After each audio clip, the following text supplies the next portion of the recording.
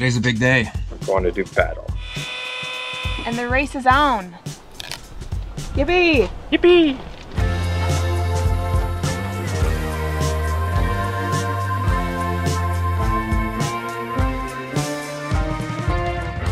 Last time on Sailing Soulianis, we scraped and sanded our entire hull all the way down to gel coat. We then ferreted out a handful of imperfections to ensure the surface was as smooth as possible. All in preparation for this. We've got Coppercoat!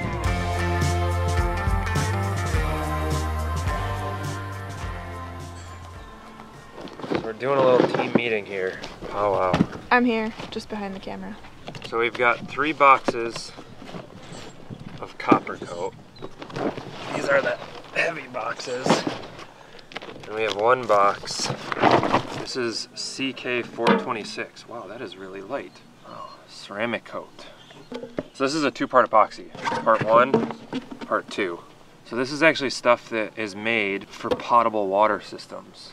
If you're gonna make like a water tank just out of fiberglass inside your hull, you use this epoxy because it creates a ceramic coating for drinkable water. Potable water? Potable. So we're just going through the steps and familiarizing ourselves with everything that we're gonna be applying on the boat so that we know how this all works. Today's a big day. Today, we start the barrier coat. We weren't sure that we were going to do this last night. We got a little bit of rain, but we're actually more concerned with the humidity. The hull has been drying out for weeks. It's been on the hard for 6 months. So the hull itself is not wet. It would just be surface moisture. But after the little front that came through last night, it's actually quite dry today, so we're feeling pretty good about this. So we need to finish taping off our faux water line. Then we need to wipe down the whole hull with isopropyl alcohol. That's step 1 and step 2. Step 3, we start mixing and rolling. So we've got all of our accoutrements here for putting on our barrier coat. It's a 2-to-1 mix ratio. We'll do 2 of these for every 1 of these, or half of this for every quarter of this, or whatever, which we thin 10% by volume with isopropyl alcohol. The ceramic epoxy has ceramic coating that needs to be suspended in the resin. So it requires about 4 minutes of mixing before we actually mix the 2 parts together to create our epoxy.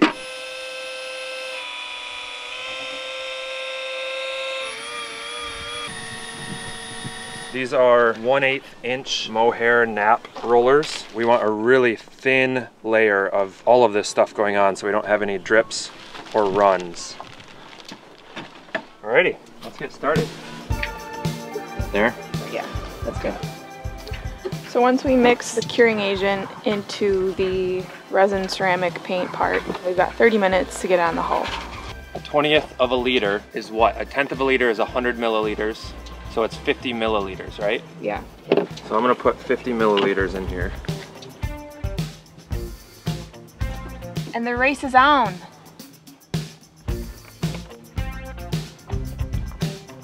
Yeah, this is gonna be hard to see.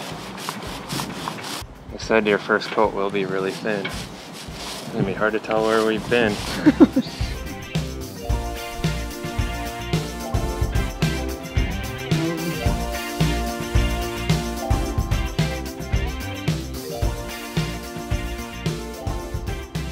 So I made my first mistake, painting underneath the boat without a hat on.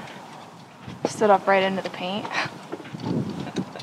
Fortunately, my hair was pretty wispy, so I felt like a couple of strands hit the boat and stick before my entire head hit. So we are mixing up our second batch. Resin. Resin hardener.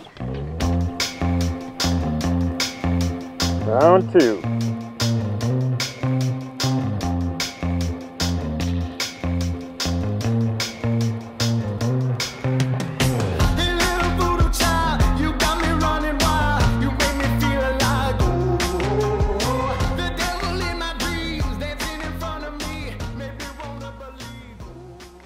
Nice hat. Oh, I've not seen you wear a baseball hat in a long time.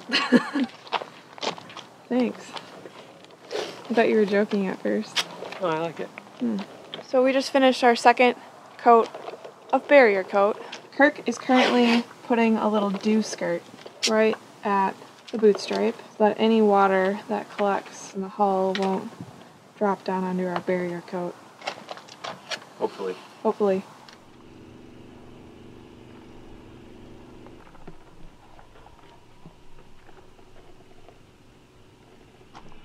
Our dew skirt's working. Look at that smooth surface. It looks freaking awesome.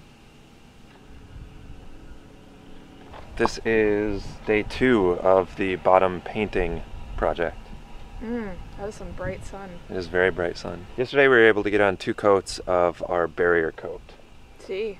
It took about 4 hours to do the first one. From like complete, you know, like Right. start like rolling out of Figuring bed. it out, and Yeah. and it took about 2 hours to do the second one. Yeah.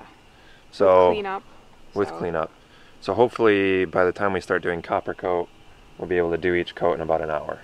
Right? We'll need to, because we have to get 4 coats done in one day. But we will have a third person. Our friend Yeah. Chris is going to help us, which was recommended by Coppercoat to have a third person mixing constantly. That took a lot of our time because we mixed really small batches instead of like full gallon, because it took us 30 minutes to get through a quart of Yeah, paint. easily. And at 72 degrees, the barrier coat has a 30-minute pot life, and it was about mid-70s yesterday, so Yeah. we were kind of pushing it. But that's what we were waiting for. For the past week and a half, it's been high 80s with like 90% humidity, and that's the real killer with this stuff, is it won't cure if you have a really high humidity. And then also the pot life would have been shortened, so Right, we would have been, even like, less time. slapping the paint on the hull with no regard for any technique. What do you got there? I got a little epoxy in my hair. Crusty, huh? Yeah. I got one little chunk when I stood up into the hull before I put my hat on. So, I don't know. I mean, that'll just... I guess I could cut it out, but I don't really brush my hair that often anymore, so whatever. Dreadlocks. Where were we? One of the obvious things that we wish we could have changed was the color of the barrier coat. It's white on white, and if we ever wanted to take the barrier coat off, there would be no way to tell when the barrier coat ends and the gel coat starts. Whether or not we could have dyed this actual Right, ceramic we didn't coat. ask. It's also translucent, so it's even when we were painting, the only thing that we could see was a sheen. Well, the first coat was easy because the gel coat, after it's been sanded, is matte. So rolling on the first coat of barrier coat, you could tell the difference because it was matte and glossy. But then rolling on the second barrier coat was tough. Wet over gloss is really, really difficult to tell where we started and where we stopped.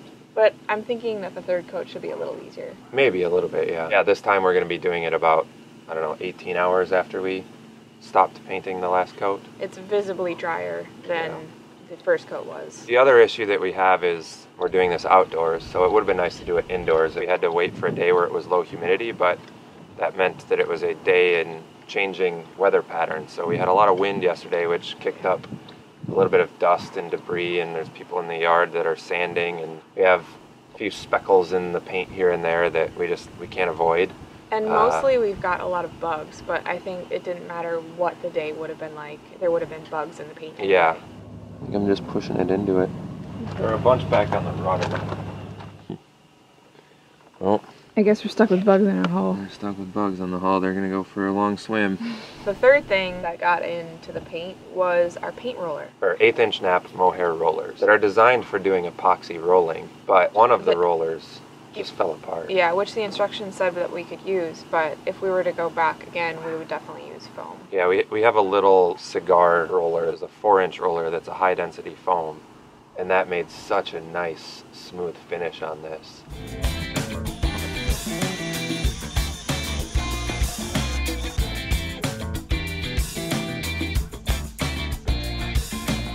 Oh, can't say it's much easier. Oh, to tell where we're at? Yeah.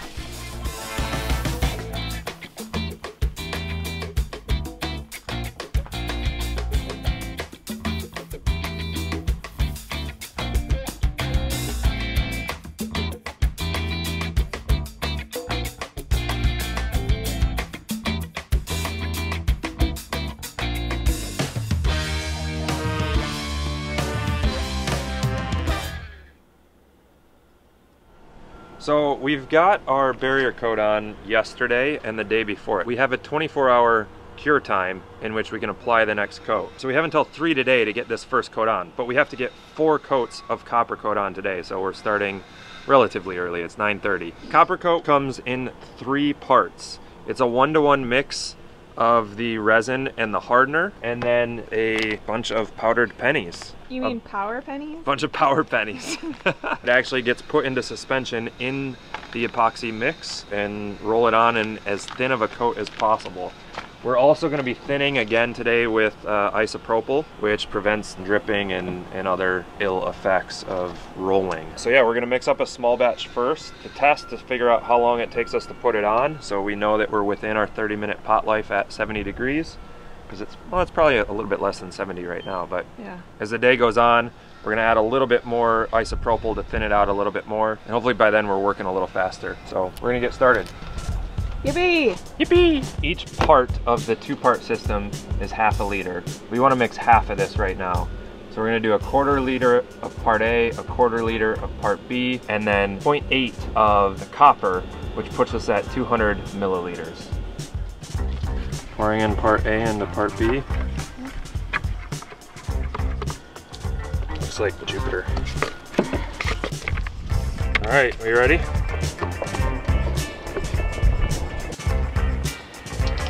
Shit, we didn't thin it. Okay, so double check your work.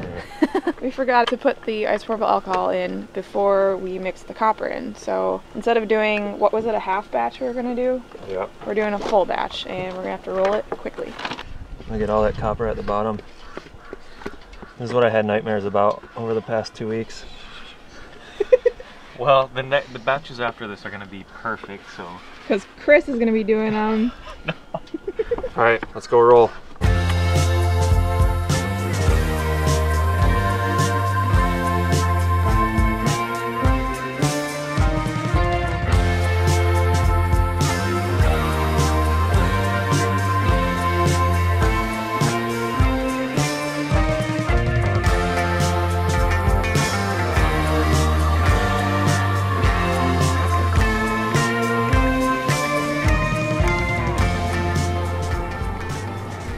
Nice and steady.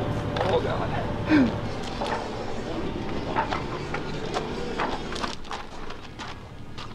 Okay. Okay.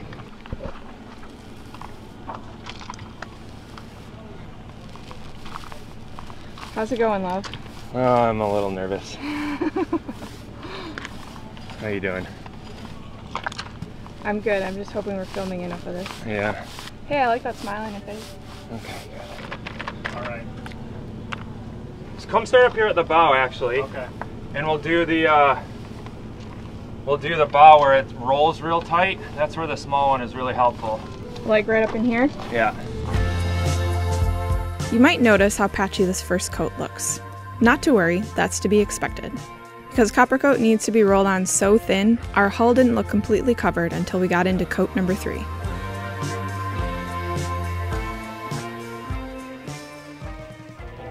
We just finished our first coat of Coppercoat. That's pretty freaking gratifying. We've had a bare hull for 6 weeks now, and now we got that pretty copper on it. Pretty freaking stoked. So this is batch number 3? Yep. Coat number 2.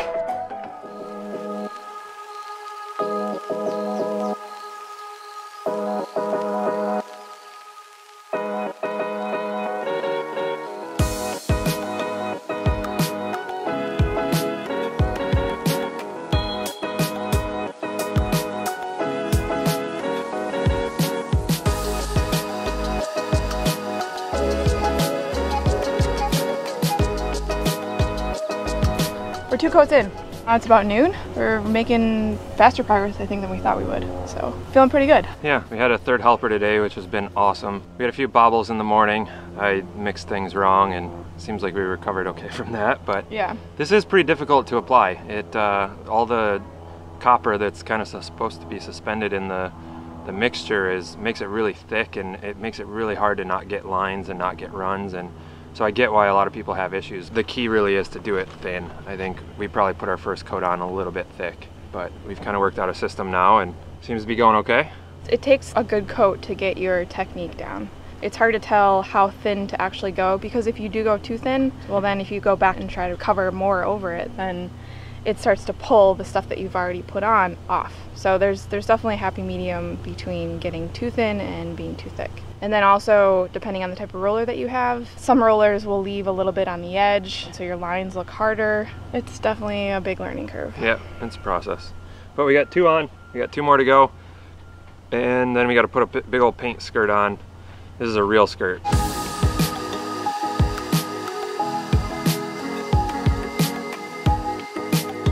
Up until this point, for each batch we had mixed, we had used 1 full Coppercoat kit, which pretty nicely covered half of the hull. So 2 batches, one for the port side and another for starboard, equaled 1 full coat. So the temperature has heated up a little bit this afternoon. We started in the upper 60s. It's now just above 80. I mean, we were mixing full batches and we were kind of right on the edge of being able to get through it all before it all kicked off. So now we're gonna do a half kit, probably for the rest of the afternoon, just to slow things down a little bit and give us a little more working time. So a full kit would have been a half liter. We're doing a quarter liter, and 200 milliliters. Okay. What'd you call this stuff earlier? Sour cream and maple syrup? Creme fraiche and chocolate peanut butter. And you'll do 1 more capful. All right, timer started.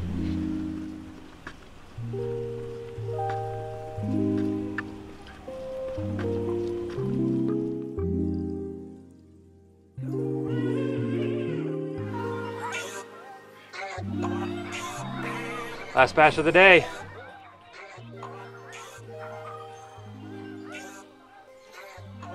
You gonna say anything? No? Last batch.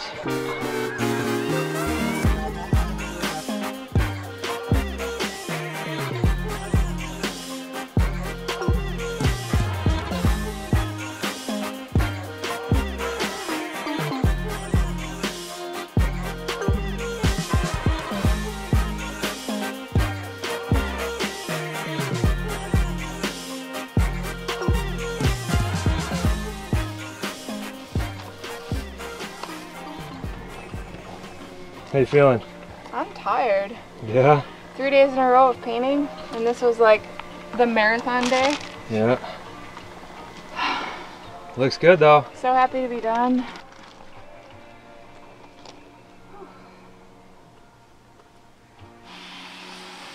This is all water soluble, so it's a pretty simple cleanup. There's no harsh chemicals or anything to clean your tools.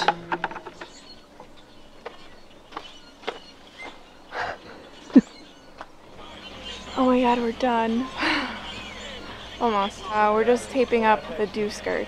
The copper can't have any water on it for 48 hours after it's applied. Any little drip that runs down the side of the hull will take all of that copper with it and drop it right on the ground. So yeah, we gotta have this skirt up for 2 days.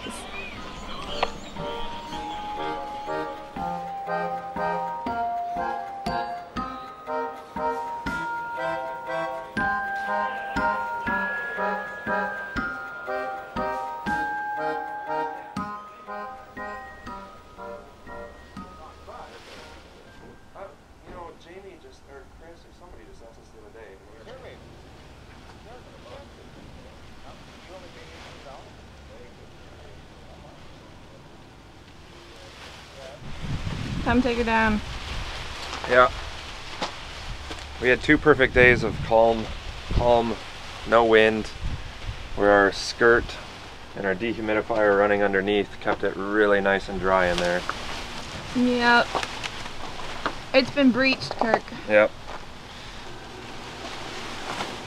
Since we made this skirt that went all the way from the hull down to the ground and we were enclosing everything, we thought, well, we might as well throw the dehumidifier underneath and get as much moisture out of the air as possible. And I think it's been working. 55.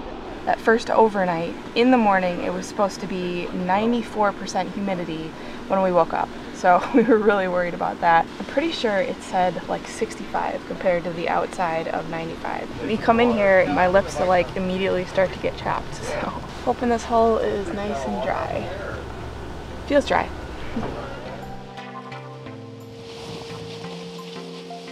What's the moral of the story here? If you can pull at a really sharp 45 degree. Yeah, you're doing it good there.